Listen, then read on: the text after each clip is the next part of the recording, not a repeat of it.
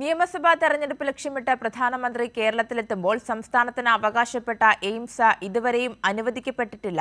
കേരളത്തിന് എയിംസ് അനുവദിക്കുമെന്ന് 2014 കേന്ദ്ര സർക്കാർ പ്രഖ്യാപിച്ചത്. സംസ്ഥാന സർക്കാർ കിനാലൂരിൽ എയിംസിനായി ഭൂമി കണ്ടെത്തുകയും ചെയ്തു. എന്നാൽ പ്രഖ്യാപിച്ച് പതിറ്റാണ്ട് കഴിഞ്ഞിട്ടും എയിംസ് യാഥാർത്ഥ്യമാക്കാൻ കേന്ദ്രം തയ്യാറായിട്ടില്ല.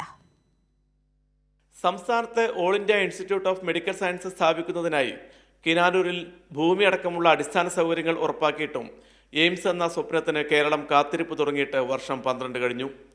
കേന്ദ്ര സർക്കാരിന്റെ ബജറ്റിലൊന്നും എയിംസ് ഇതുവരെയും ഇടം പിടിച്ചില്ല. കേരളത്തിന് എയിംസ് അനുവദിക്കുമെന്ന് 2014 അന്നത്തെ കേന്ദ്രമന്ത്രി അരുൺ ജെയ്റ്റ്ലി ലോക്സഭയിൽ പ്രഖ്യാപിച്ചത്. കോഴിക്കോട് കിനാലൂരിൽ ഭൂമി ഏറ്റെടുക്കൽ നടപടികൾ ഉൾപ്പെടെ പൂർത്തിയാക്കി. കോഴിക്കോട് കിനാലൂരിൽ നമ്മൾ സ്ഥലം കണ്ടെത്തിയിട്ടുണ്ട്. അവിടെ എയിംസ് സ്ഥാപിക്കുക എന്നുള്ള ആവശ്യം, എയിംസ് സ്ഥാപിക്കുന്നതിനുള്ള നടപടി ത്വരിതപ്പെടുത്തണം എന്നതും പ്രധാനമന്ത്രിയുടെ ശ്രദ്ധയിൽപ്പെടുത്തി.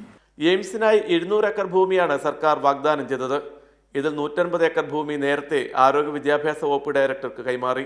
ഭാവി വികസനം കൂടി കണക്കിലെടുത്ത് 100 ഏക്കർ ഭൂമി സ്വകാര്യ വ്യക്തികളിൽ നിന്ന് ഏറ്റെടുക്കേണ്ടതുണ്ട്. ഇതിനുള്ള നടപടിക്രമങ്ങൾ പൂർത്തിയായി വരികയാണ്. ജനങ്ങൾ പൂർണ്ണ മനസ്സോടെയാണ് സ്വപ്ന പദ്ധതിക്കായി ഭൂമി വിട്ടുകൊടുക്കാൻ തയ്യാറായത്.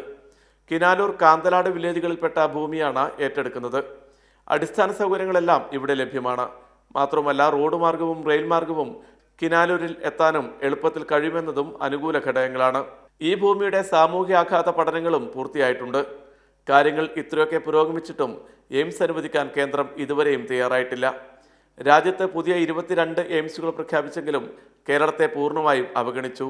നിയമസഭാ തെരഞ്ഞെടുപ്പ് ലക്ഷ്യമിട്ട് പ്രധാനമന്ത്രി പുതിയ പദ്ധതികൾ പ്രഖ്യാപിക്കാനായി കേരളത്തിലെത്തുമ്പോൾ എയിംസ് എവിടെ എന്ന ചോദ്യമാണ് മലയാളികൾ ഉയർത്തുന്നത്.